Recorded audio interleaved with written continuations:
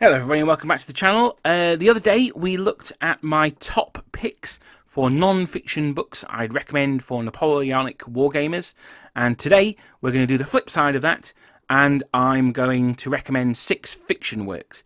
Now, before we go any further, I'm not going to suggest War and Peace, because let's be honest, ain't nobody got time for that. So, I hear it's very, very good. I've never read it. I've seen several adaptations. Indeed, some adaptations may even be on Napoleon's March on Christmas. If you don't know what that is, check it out in the description down below. But I do hear it's very good. And you know what? I'm willing to take people's word on that. So, without further ado, let's get into my top 6 fiction picks that aren't War and Peace. Now, normally in these videos, I might bury the lead and build up to like the top one or my favourite one. I'm not going to do that here. I'm just going to go straight in. First up, and it's got to be first, is the series of 24 novels featuring Richard Sharp by Bernard Cornwell. Now, I absolutely loved the TV series starring Sean Bean as a kid, and as a teenager, I read my way through all the books. Honestly, I can't recommend them highly enough. Now, I will say there's a lot of them. The order that they're in's a bit ski-whiffed because he sort of wrote an initial run, left some gaps, which he's then come back to follow. He then did a prequel trilogy, and he's extended it on a bit further afterwards. But what I'd go with, so this is not really a recommendation of the books, because I think everyone knows that they're should be read by people with an interest in the period. But what I'm going to do instead is give you a recommendation of the order of reading them that I'd suggest. Now, Sharp's Eagle was the first one that he wrote. Sharp's Rifles was the first TV show. But Sharp's Eagle was the first book that he wrote. And so I'd read that one first. I'd then skip back to read Sharp's Tiger, which was quite a late one, actually. But that's the first one chronologically. That's set when he's still a private soldier in India. And then I'd read them straight through from there. I think, again, when you get to Eagle, you could either skip that one or you could read it again. It's read it more in context. Now, if you think, well, 24 books in a series, that's a lot of books. I'm not going to lie, that is a lot of books. If you want to cut it down, then you can do yourself a favour. Have a look at when they were printed, and if any of them were printed from 2000 onwards, don't bother reading them. They're just not very good. I've read them as a completionist. I still haven't read Sharp's Devil, because I don't believe that Richard Sharp should ever have met Napoleon. So for me, that one doesn't exist. But yeah, so if there's a lot, then just you can cut them down that way. Now, as a kid, this is again another personal perspective of mine. As a kid, it was Sharp that showed me that there was a lot more to the Napoleonic Wars, and certainly Britain's involvement in the Napoleonic Wars, than just Waterloo. And the books really, really build on that. It's no coincidence that my favourite book is Sharp's, from that series, is Sharp's Battle, and the battle at the end of that book is my favourite Peninsular War battle, the Battle of Fuentes de Onoro. So, you'll find things in there that you really like. I've also adapted the Lord of the Rings game system by Game Workshop as Lord of the Sharp. I keep thinking I should probably get that written down and properly formatted. As properly formatted as I format anything, I suppose, and and get that out there. But it's an absolutely fantastic series of books, well worth a read. Even if you've seen the TV shows or read them before, go back and read them again. They're probably better than you remember them being. So second, and similarly, we take to the high seas for the story of Jack Aubrey, or basically Sharp at Sea, and it's another long series of books. And there's 20 of these, and they were written by Patrick O'Brien. Now, I say it's Sharp at Sea, that's something of a disservice, because these books are very technical, and to be honest, the technical nature of the books puts a lot of people off. I'd say stick with it, though, because ultimately you don't necessarily need to know what the difference between a mizzen mast is, or what the capstan is, or something like that. All you need to know is if it gets blown up and the characters are upset by the fact it's been blown up, then something bad has happened. That's ultimately all you really need to know. I'll be honest, they took me a while to get into, and again, as with Sharp, I wouldn't recommend starting with the first one, because I found it pretty boring, if I'm honest. I'd recommend that you start with HMS Surprise, which is the third of the series, and then you go back to Master and Commander. So you've already had that sort of action-packed start, and then you can go back and build on the characters later. If you've seen the film, you'll have a fair idea of who the characters are and things like that anyway. So, and in a similar sort of bonus one, a bit like I did in the last one, I'd also recommend C.S. Forrester's Hornblower series as well, They're a little bit less technical, a bit more swashbuckly. And I'd also recommend the books of Alexander Kent as well. Again, he's a little bit less technical than Patrick O'Brien, but equally swashbuckly. Maybe a little less historically faithful than O'Brien is. Now, these C.S. Forester is something of a classic. And speaking of classics, my third recommendation is really more a series of short stories, or novellas, I guess. And that's The Adventures of Brigadier Gerard by Sir Arthur Conan Doyle. Yes, this Sir Arthur Conan Doyle that wrote Sherlock Holmes. Now, I am an absolutely massive Sherlock Holmes fan. It's something I don't talk about much. One of my favourite trips to London was going to 221B Baker Street. I really, really enjoyed that. But this isn't really like a Holmes novel. It's it's actually very funny. To be fair, there can be some jokes in the Holmes novels as well. But it's actually very light-hearted. It follows a French Hussar officer on his various misadventures across the Napoleonic Wars. And it really ranges from, him being captured by Spanish guerrillas to him conducting espionage in the Tuileries Gardens. He's done it absolutely all. The stories, as I say, they're actually very, very funny. And they're just really good, rip-roaring adventures. They were inspired by the memoirs which will absolutely make my recommended memoirs list by Baron de Marbeau.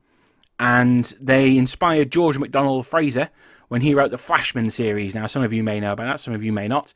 They're set in more sort of colonial Victorian times, but very much based on the adventures of Brigadier Gerard.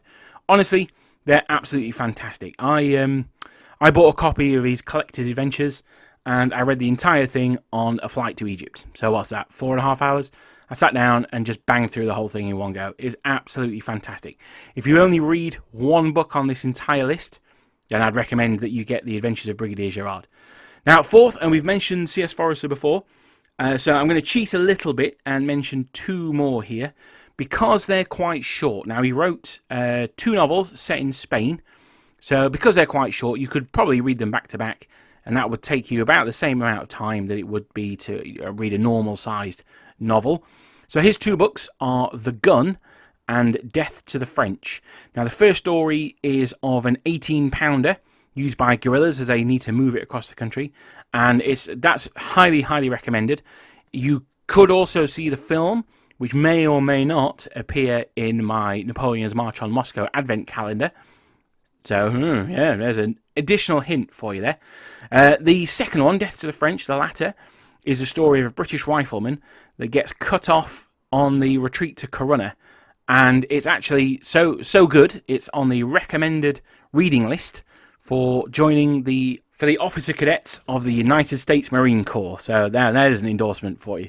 They're both very good. They are a little of their time, although surprisingly The Gun is actually quite brutal. Well, it surprised me anyway.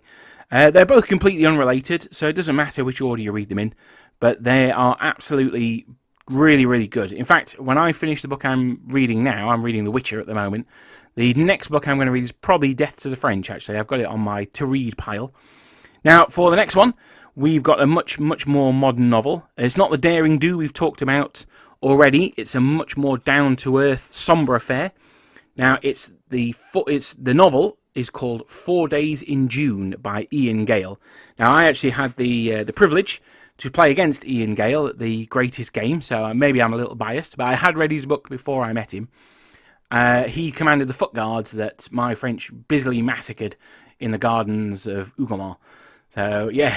So now, it's interesting, this one. It's the Battle of Waterloo, told from, I think, 4 different perspectives, and reminded me a lot of the Pulitzer Prize winning The Killer Angels. I'm just looking at it on my shelf now.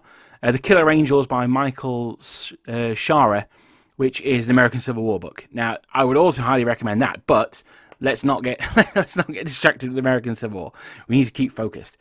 Now, The 4 Days in June is a very good book. It deals very much with the grim realities of warfare. And on a similar note, I'm going to slip in another cheeky recommendation here, which is Alan Mallinson's A Near Run Thing. Now, that's, again, it's a modern, not dashing, daring do take, although there's a little bit more than 4 Days in June. But as an ex-light dragoon himself, Alan Mallinson is what I call the Patrick O'Brien of horses, which is a little bit harsh. He knows absolutely everything there is to know about horses, and their equipment and tack and all that stuff. So that's why I say he's like Patrick O'Brien, because he can describe to you all the different parts of a horse's bridle, which, again, you don't necessarily need to know them. If one of them breaks and the horse starts to careen off, then that's probably bad for the guy who sat on the back of the horse. That's pretty much all you need to know. Now, that said, I have only read the first one in his series of Light Dragoon novels, a near-run thing, and that's because most of them are set after the Napoleonic Wars in India. So I'm told they're very good. One thing I will say is that the covers for the books, now you can't judge a book by its cover, but the covers are absolutely beautiful. The paintings that are on them are phenomenal. So as I say, the first one's set at Waterloo. After that, they're in India. 4 Days in June by Ian Gale. That is set in and around the lead-up and aftermath of Waterloo. So highly, highly recommend both of those. A bit less romantic than the previous one. Certainly less romantic than the Adventures of Brigadier Gerard, but still very good and important works nonetheless. Now, finally, I'm going to have a honourable mention at the end, but finally is Con Gulden's series on Napoleon and Wellington. Now, he compares the careers of the two men from their childhood to the fields of Waterloo in a 4-book series. Now, he was inspired by the fact that they were born in the same year. So how did their disparate lives and the societies they grew up in? Napoleon obviously had the French Revolution, which catapulted him to the astronomical heights he reached. How did their societies affect those two people? They're good books, but because they're at the higher levels of command, it means that as they go on, the action gets a lot less and less. You know, when he's Napoleon storming the bridge at Arcole, or Wellington's getting shot off his horse at Assaye, that's a lot more exciting than when, you know, he's sat on a hill on Mont Saint Jean, just watching the battle unfold. So I felt as they went on, the action became a bit less. It became a bit more forgettable. But I would still highly recommend them. Conor Gulden is an excellent author. I think his best series is his Rome series. Highly recommend those if you're interested in ancient warfare, even if you're not. I wasn't particularly interested in Rome when I read them, but I found them fascinating reads. And he's also got a series on Genghis Khan as well, which is in my to-read pile. But I'll get to them eventually. Now, that's my 6-ish recommendations. I've slipped in a couple of extra ones there. But there's still room for an honourable mention. There's always room for an honourable mention. And this one is here. And it's an honourable mention because I haven't read it. And it almost certainly will be terrible. But it sounds so bonkers that I need to make people aware of it. So it's called His Majesty's Dragon, and it's the first of a series in which dragons are real, and the British Army uses them to fight in the Napoleonic Wars. It sounds mental. It sounds like it could be the best thing. It sounds like it could be absolutely dire. It's almost certainly absolutely dire. I did read some reviews of it, and they reckon it was quite good.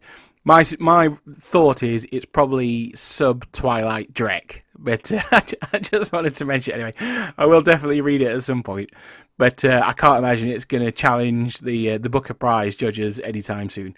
So that's it. That's my 6 recommendations for fiction set in and around the Napoleonic Wars. There's a couple of series in there. So while I've recommended 6 books, I've actually recommended like nearly 50. So yeah, there you go. There's plenty of reading to be getting on with there. Some of those will have been adapted, and they will be in Napoleon's March on Christmas. That's our Advent calendar challenge that we're doing. So I'm going to leave a link to the first video down in the comments below describing that. If you think you know 16 or more of the correct answers, then contact me either on Facebook or Twitter.